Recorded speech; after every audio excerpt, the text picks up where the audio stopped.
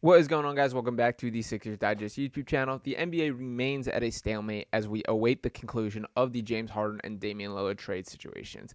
But the Sixers seem to be inching closer and getting more and more involved in the conversations, and there seems to be a legitimate chance that the Sixers are at least involved in the process, whether as a trade suitor for Damian Lillard or at least helping to distribute him to another team and bring back some players in the process. So I'm here to break down the latest rumblings on that, as well as hit on Joel Embiid's update and the deadline he faces for his future career decision. But before I get fully into it, I would like to recommend that you guys are hitting that subscribe button. As of now, 91.4% of you have not hit that subscribe button yet. We got a ton of awesome plans for the upcoming Sixers season. The season is right around the corner. Training camp kicking off next season, so got a ton of great plans for the content coming out. So make sure to hit that subscribe button, ring that bell, and keep up with everything. Appreciate all you guys for tuning in so far, and let's dive into the news today. So for starters, this is from Danny Meringue and Hurrah of 1080 The Fan out in Portland. Both these guys are Portland Trailblazers insiders, and their latest report is the teams I've heard involved, whether it's for Dame or as facilitators, Phoenix involving Ayton, Toronto, Sixers, and Clippers have thrown their hat in the ring. Brooklyn's Royce O'Neal and Dorian Finney-Smith are names put in the part of the movement. Indy trying to work out a deal for Hield. So a lot of what we already know, a lot of the common teams and buzz names coming up. What I do think is interesting is both the Clippers and Sixers being interested. To me, that hints at that the Sixers and Clippers and Portland Trailblazers as a whole, there's a very chance that this turns into a multi-team deal. I think from the start, I've thought it was most likely that the conclusion of this is that it takes multiple teams throwing players in the mix for each team to get the package of players and picks and overall outlook that they desire. I think that's the most likely destination. That we know it could not be made more clear from the start of this that Damian Lillard wants to play for the Miami Heat. He's put that on record. It's been as far as him to say things like, "I will request a trade to the Heat if I'm traded somewhere else." That personally has brought me to honestly be rooting for him to land anywhere else. That I just kind of want to see the madness of what that comes up. And I also think it should be noted that it is in the Portland Trailblazers' best interest to drum up a market for Dame Lillard because it's felt like the Heat are just bidding against themselves all summer. That is one of the things the Raptors are being accused of in here. And I will bring up this report here. This report here from HP Basketball, who's a guy that I wouldn't say to take his word as gospel. He's mostly a Nuggets reporter, but he is pretty plugged in the basketball community, and I do think this is worth noting. And it says, the Raptors were deep in talks for Damian Lillard on Thursday before pulling out, per HP Basketball. Quote, the Toronto stuff is just leveraging. I heard things were red hot on Thursday, and again, Masai walked away and then came back. I wouldn't worry about the Raptors. So an interesting point there. The Raptors, I will say, from an asset standpoint, are well equipped to land Dame Lillard if they truly desire. And I do think it makes sense from them. When we think about they're in a bit of a state of flux as a franchise as far as what's next. We know it was not that long ago that they won a championship with the one season with Kawhi Leonard. They have kind of been in a state of middle ground since then, falling between a mid-tier, low-tier playoff team, haven't been able to make any noise. We saw Fred VanVleet leave this offseason. Nick Nurse, obviously, left and is with the Sixers now. Pascal Siakam set to be a free agent next offseason. OG Anunoby potentially on his way out as well. So there's a lot of questions to be asked regarding this Raptors team. Scotty Barnes, what is his ultimate ceiling as a player? What is the outlook there? I think the answer to all of this could be taking a swing for a Damian Lillard, and they're a team that I would not count out. And if I want to pull up the odds here for what team Damian Lillard will play for next. As you can see, Damian Lillard next team, if not Portland or Miami. Number one, the Boston Celtics at 2-1, which that is a huge surprise to me and something that I don't see happening. Next up is the Philadelphia 76ers at 3-1. The Toronto Raptors right behind them at 4-1. The Brooklyn Nets at 5-1 behind them. The New York Knicks at 6-1 beyond that. And then a notable dropout beyond those teams. But I do think the Raptors are more legitimate landing spot than they have been given credit. And I do think this would impact the Sixers in a major way.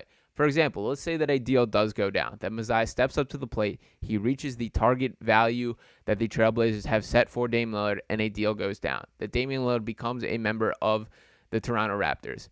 What does that mean for the Sixers and James Harden? I think that puts them in the driver's seat for a deal with the Miami Heat. That think about what the Heat are in right now. Yes, they can put on this front that it does not matter, that they don't have everything invested in Dame Lillard being the answer. But the bottom line is all the eggs have been put in that basket. They look at the roster that went to the NBA Finals last year. Max Strus, their starting guard, gone to the Cleveland Cavaliers.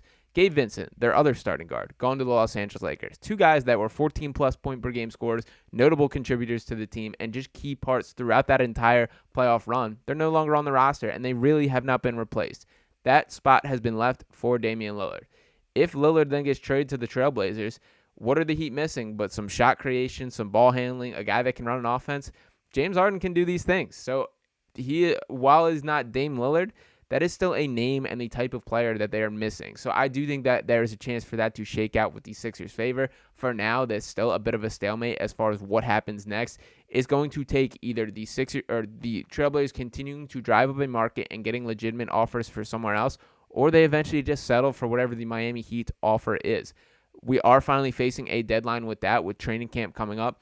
For the Sixers, October 2nd will be the start of training camp. Most teams around the NBA are facing a similar timeline. So I do think that these guys want to get this done so they're not faced with these awkward questions and awkward situations come media day. I know Damian Lillard does not want to walk in front of the Portland Trailblazers press and reporters and be answering questions about this entire offseason. That's just not an outcome that's going to work well for everyone. So for the first time, I am seeing a little bit of a deadline that they have to work with, which does give me motivation that there could be a deal done soon. How involved the Sixers will be is still to be determined. Now, I want to shift gears and talk about Joel Embiid here and a deadline that he is facing. As we've long heard, and this from Legion Hoops ears, that France has set an October 10th deadline for Joel Embiid to choose which national team he'll represent in the 2024 Paris Olympics. Embiid will decide between France, USA, and Cameroon. So we know there's been some whispers about Joel Embiid's international future for quite some time. To this point, he has not represented any international team on any level. Cameroon is not a team that tends to qualify for some of the bigger events, so not a surprise there. And as we know about Embiid, that injuries have been the biggest factor there. That he's not been a guy that needs to put extra basketball on his body, if anything, these off seasons. That he's been focusing on getting healthy, getting back to 100% for the NBA season. I'll say that's probably the biggest concern from a Sixers fan perspective is I'm not itching for Joel Embiid to get any more miles on his body. That this has already been an issue as far as making sure he's on the floor on a consistent basis. And I think him throwing an extra workload on a bigger stage is a little bit of a concern.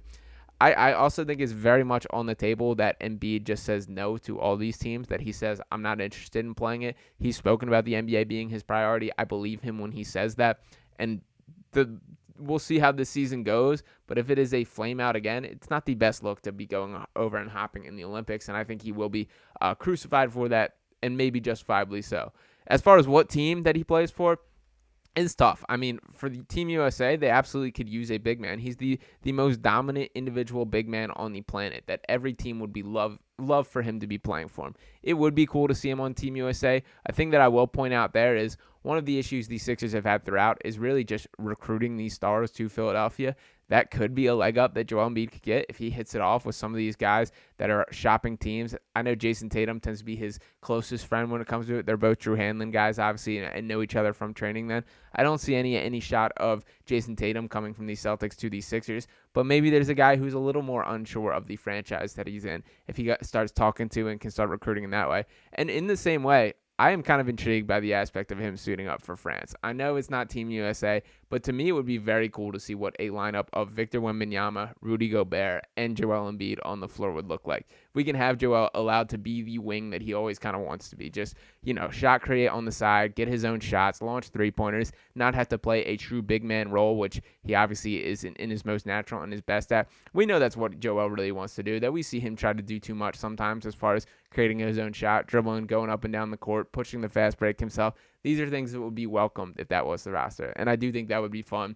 And I do think that there is zero world where any team can get a layup off with the three of those guys throwing their 8-foot wingspans all around to block shots. So I also, as much as it says that there is a strict October 10th deadline, I find it hard to believe that if Joel Embiid calls the country of France on October 11th and said, yo, I want to play basketball for you guys in the Olympics next year, that they're going to say no. I mean, how many guys realistically are you going to prioritize over Joel Embiid if he wants to be there? And France, who has grown into one of the better basketball teams across the NBA or across the world when it comes to these conversations, guys like Nick Batum on the roster, Evan Fournier, they have NBA talent there, that they will be a legitimate contender with or without Joel Embiid, but he absolutely would help take them over the edge. That he's the MVP of the NBA for a reason. The reigning MVP, you say yes if he wants to play basketball for you. So I do appreciate the sentiment for setting a deadline. I'm not buying into that as much as it should. Maybe we do hear an announcement from Joel Embiid at that point. To be honest, I think it's most likely that he floats along. He doesn't even acknowledge that is a deadline,